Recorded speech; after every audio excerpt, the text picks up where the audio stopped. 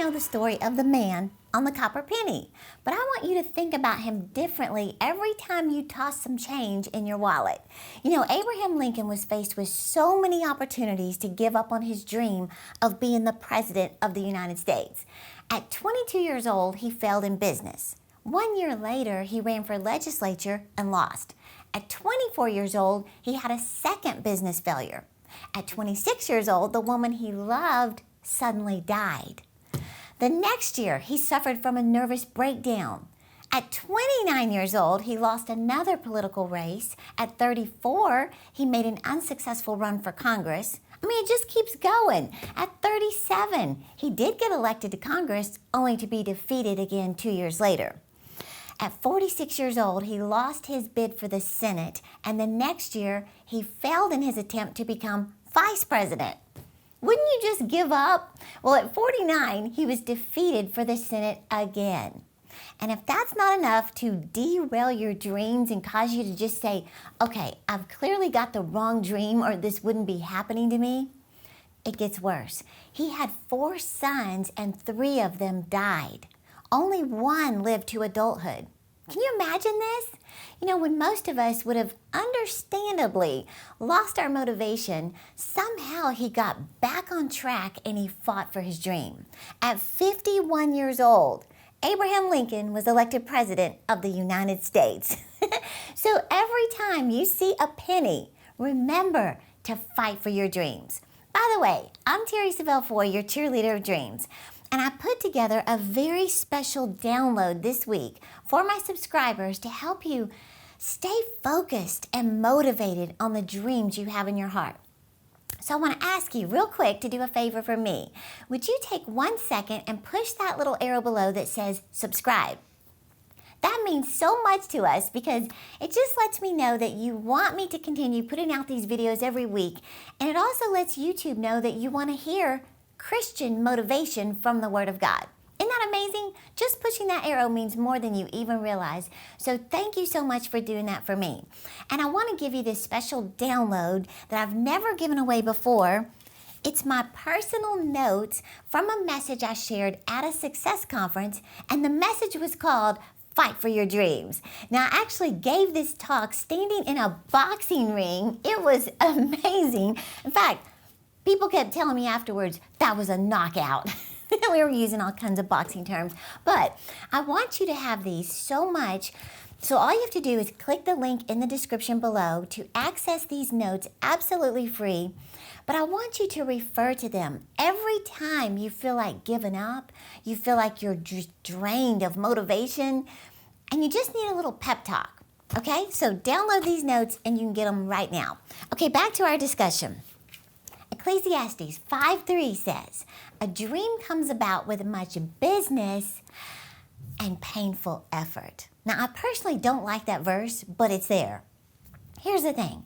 We can't ever get it in our heads that success will be easy. If it were easy, everyone would be successful, right? Well, I want to share with you 5 ways to get you back on track when you've lost your way.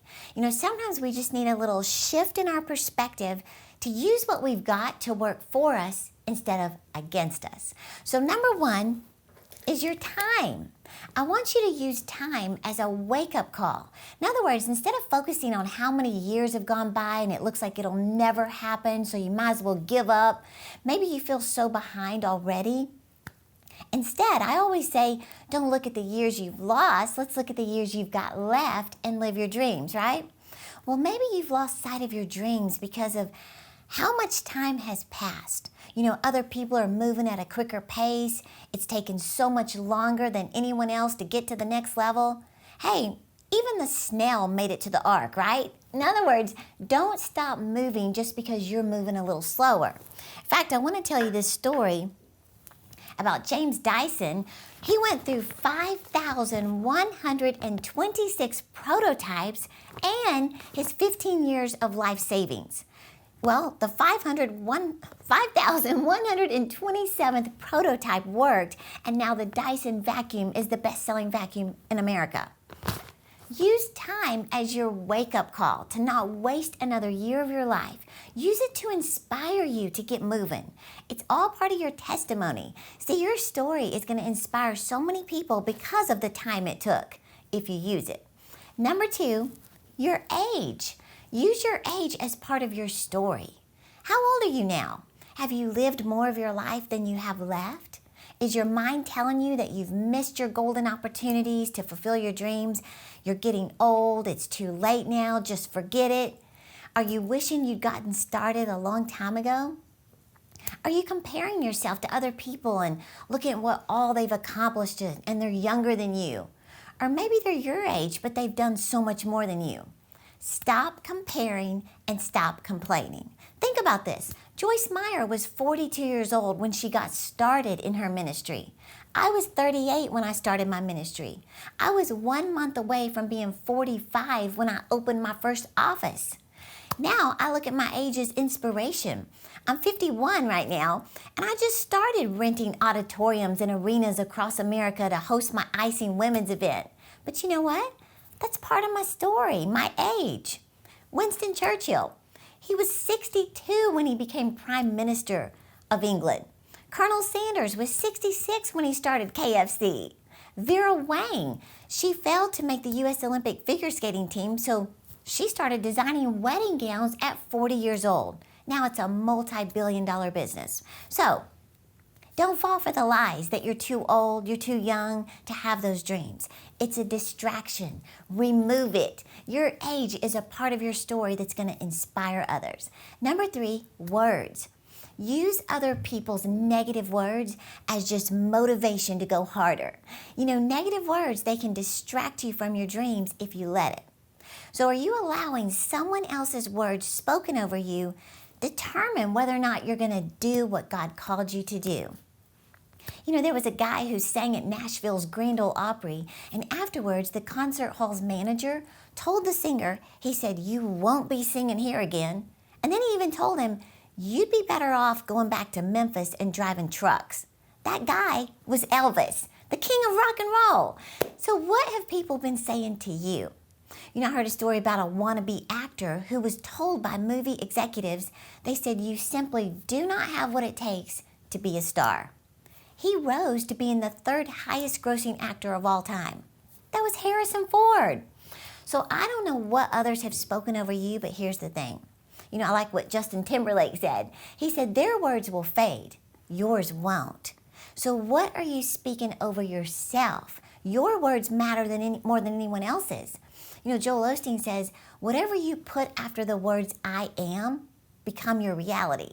So start declaring where you want your life to go. Start saying, I am successful. I am highly favored of God. I am prosperous. I am confident.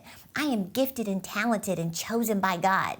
Use your words to benefit your life. Okay, number 4, your past.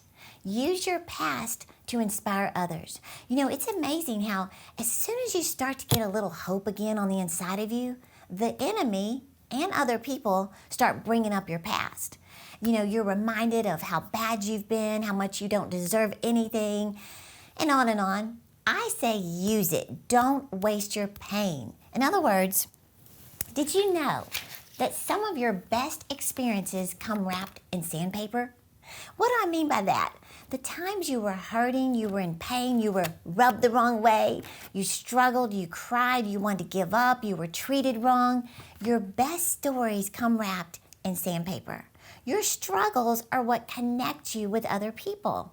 In fact, Rick Warren, he said this. He said, your most effective ministry will come from your deepest hurts. He said, other people are going to find healing in your wounds. Your greatest life message, your most effective ministry will come from your deepest hurts. He even said, the things that you're most embarrassed about, most ashamed of, and most reluctant to share, those are the very tools that God can use most powerfully to heal others. You've heard the phrase, let your mess become your message, right? Or let your misery become your ministry.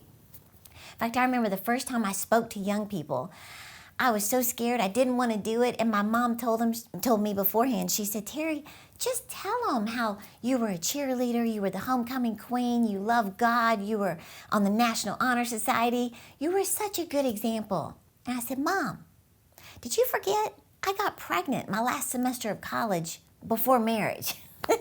She said, well, then tell them that. So I told them, how I was all these amazing things. And then I said, I got pregnant. And I felt like a failure, and I felt like a disgrace to the family. And I was crying through the whole story, and I was telling them how, apologizing to my dad over the phone when he found out that I was pregnant. And I mean, you could feel the pain as I was sharing my story. Well, as soon as I shared my sandpaper story, the altar was filled with young women crying, making decisions to change their lives and stay pure. In fact, they told me later, they said, we sold more audios of that message than anybody else's. Well, what is it about your past that will inspire others?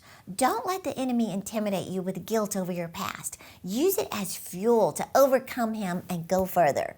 Okay, number 5, my last point, is your lack of money. Use your lack of money as an indicator you're on the right track. What do I mean by this? Vision always comes first, provision comes second. See, nobody has ever had the money before the dream. So don't let a lack of money stop you from dreaming. Henry Ford, who invented the automobile, he went broke 5 times before he succeeded in business. Walt Disney went bankrupt 7 times before he built Disneyland. Halle Berry, this girl was struggling to make it. She ran out of money. She stayed in homeless shelters. She even said, this taught me how to take care of myself and that I could make it through any situation. Well, don't let a lack of money stop you.